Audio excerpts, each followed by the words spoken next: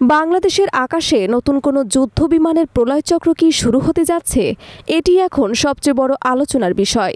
দীর্ঘদিন ধরে ঝুলে থাকা MRCA ক্রয় চুক্তি অবশেষে বাস্তবায়নের দিকে এগোবে কি, নাকি চীনের J-10C বা পাকিস্তানের JF-17 থান্ডারের সম্ভাবনা শেষ পর্যন্ত বাস্তব হবে? আগামী 31 আগস্ট ইতালির প্রধানমন্ত্রী বাংলাদেশের সফর করেছেন। প্রতিরক্ষা অঙ্গনে ইতোমধ্যে উষ্ণ হাওয়া বইছে, কারণ এই সফরকে কেন্দ্র করে ইউরোফাইটার টাইফুনের চূড়ান্ত ক্রয় চুক্তি নিয়ে আলোচনা হবে। গত মে মাসে বাংলাদেশ বিমান বাহিনীর প্রধান air chief marshal Hasan Mahmud Khan ইতালিতে গুরুত্বপূর্ণ সফর করেছিলেন। তিনি সরাসরি লিওনার্দো কোম্পানির ফ্যাক্টরি পরিদর্শন করেন, যেখানে উৎপাদিত হয় বিধ্বংসী ইউরোফাইটার টাইফুন যুদ্ধ বিমান। বিশেষ চাঞ্চল্যকর অংশটি হল বিমান বাহিনী প্রধানকে পুরো অস্ত্রশস্ত্রে সজ্জিত বিমানে একটি টুইন সেটার ফ্লাইটে অংশগ্রহণের সুযোগ দেওয়া হয়। সাধারণত সৌজন্য ফ্লাইটে প্রতীকী বিমান ব্যবহার করা হয়, কিন্তু ইতালি চেয়েছিল বাংলাদেশ বিমানটির আসল শক্তি এবং বিধ্বংসী ক্ষমতা অনুভব করুক। এই সফর মূলত একটি শক্তিশালী কূটনৈতিক চাল হিসেবে বিবেচিত, যদিও আলোচনার বিস্তারিত গোপন রাখা হয়েছে। তবে ইতালির লক্ষ্য স্পষ্ট, বাংলাদেশের বিলিয়ন ডলারের MRCA চুক্তি তাদের হাতছাড়া হবে না। এই লড়াইয়ে ইউরোপের অন্য অংশীদার ব্রিটেনও তৎপর, অর্থাৎ ইউরোপের দুটি শক্তিধর দেশ বাংলাদেশের আকাশ প্রতিরক্ষায় অধিকাংশ প্রভাব চাইছে।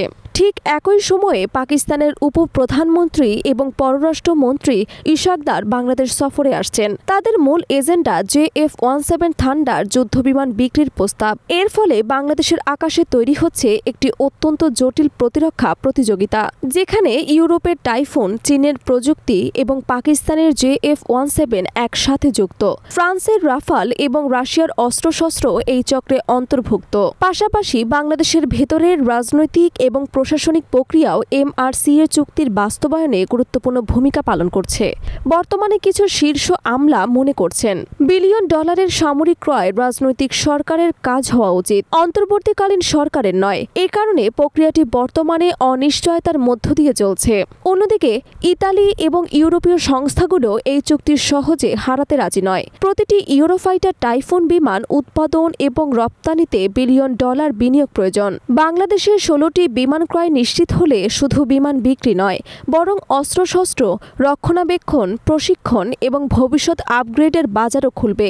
এর পাশাপাশি রাজনৈতিক এবং অর্থনৈতিক প্রভাবও সুদূরপ্রসারী।